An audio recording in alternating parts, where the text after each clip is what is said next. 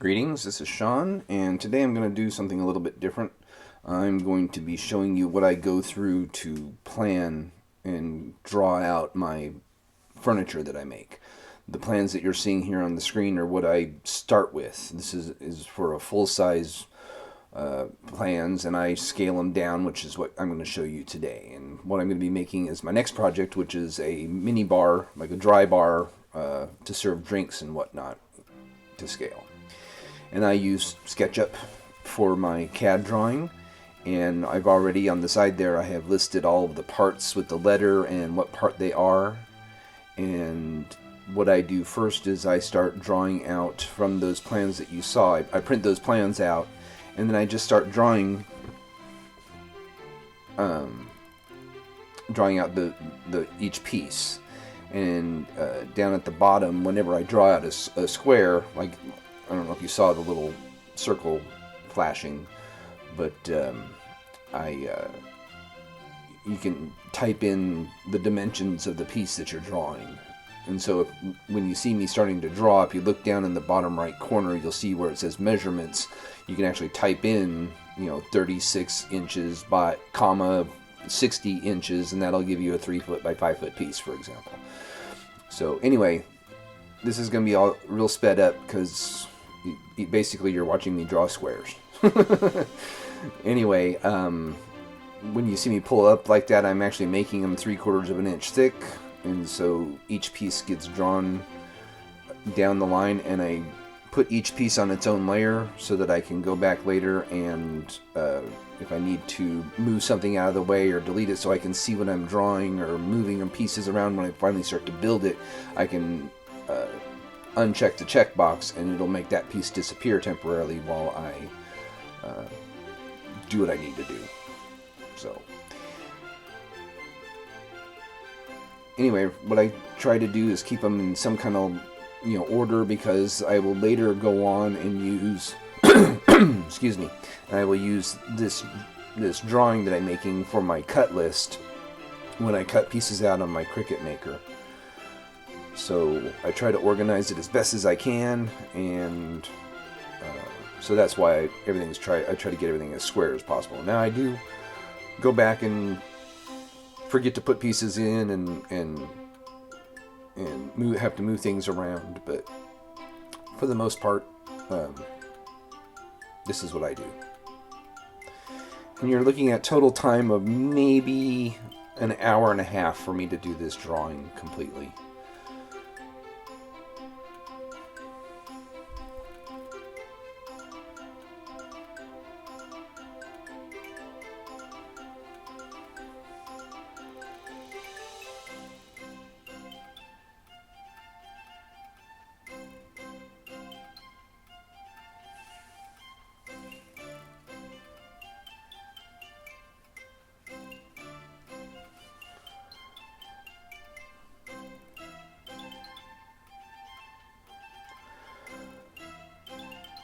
Now here what I do is I take each of the pieces and I copy them over to the side, and I start to build in 3D the actual piece that I'm going to be making. So right now with SketchUp you can, when you have the move tool, which is what I've got here, you hold the option button and it copies it to move it over so you don't take the original pieces, which I do. You'll see occasionally I forget to push the option button, and I end up going and taking those pieces back from the model and putting them back in line in the cut list area. But I try not to do that. I think I only do that 2 or 3 times. So here I'm just rotating. This is going to be the base of the bar. Those are to represent 2x4s.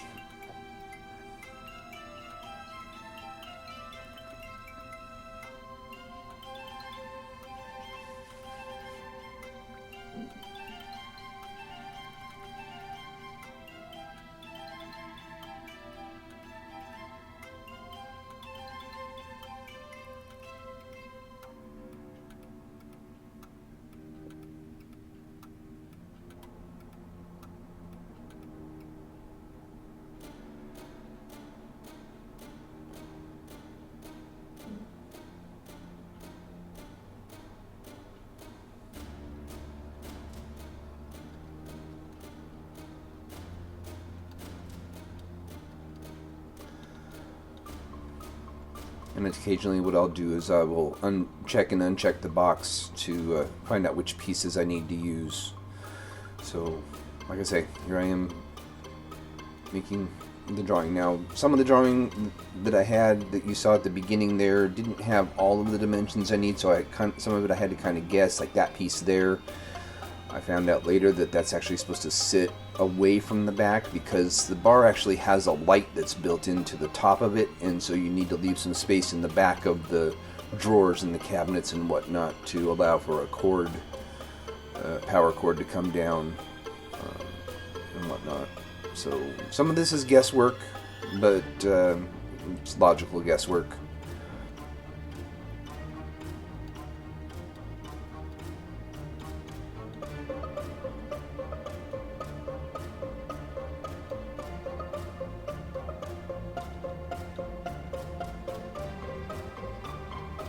So now I'm going to build the drawers.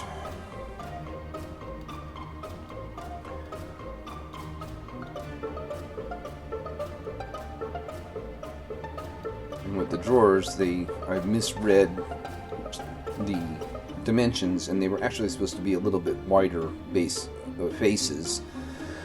Those, and I go back and fix that. Those are sliding drawers, which I don't think I'm going to do with my model. I think I'm going to make them maybe 4 separate doors, or possibly just leave those sliding doors off. That was off by 1/4 of an inch, which is why there was such a big gap there. Now it looks better.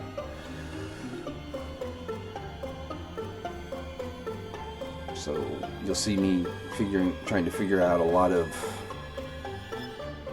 what I'm going to do with pieces like the doors. You'll see me moving them around, and see there's that big gap there. Well, there's actually supposed to be a plastic track or a metal track that those doors sit in to allow them to slide from side to side, which I'd have to put a piece of wood or something like that to do that. And that's what I'm thinking. I might just hinge that and whatnot.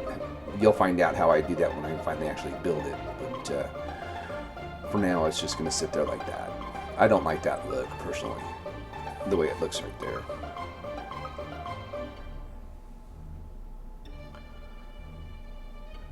See that big gap in the back right there?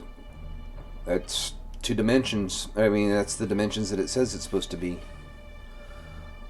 So anyway, after I build it full size, I open up a new window, and I'm going to call it bar mini, or miniature bar dash mini versus dash full size, which is what the other one was. And so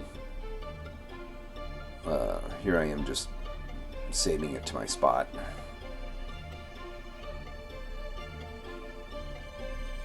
And I just change full size to mini.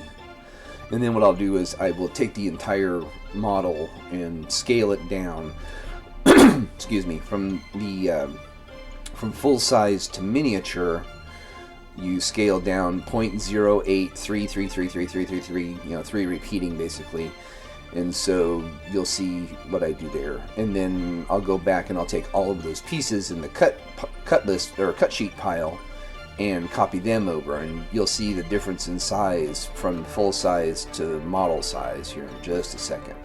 So basically I just copied it, and now I'm going to paste it back into this new sheet there. And then I will group the whole thing together so I can scale it down. And you'll see how small it actually gets from, like I say, from full size to miniature.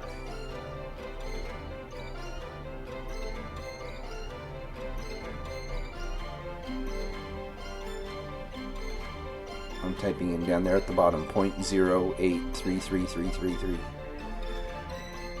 And that's how small it becomes.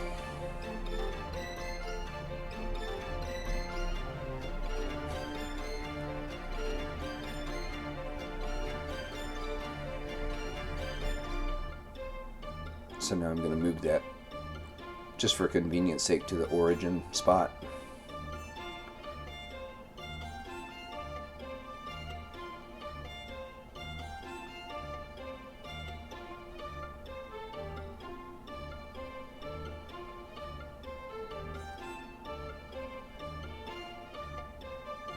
And now I'll ungroup it, basically, is what I just did by exploding it. And now here I'm just checking the dimensions. This piece here was actually 3 feet wide, and you can see there that it's 2 3/16 inches wide. So that's how much smaller it became. Actually, I think it's bigger than 3 foot, or smaller than 3 foot. But anyway. So now I'm back in the original one, and I'm going to copy those into the miniature one. And you can see the difference in size between all of those. So now I'm going to scale those down.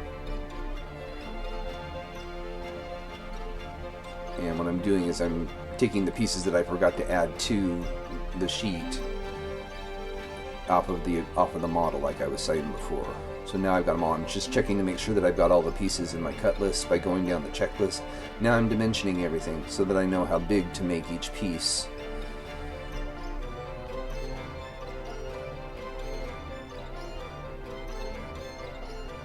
And basically that's how I do CAD work for my miniature furniture. Anyway, hope you enjoyed watching this, and this is going to be my build for this coming weekend, so you'll get to see the final product probably on Sunday or Monday.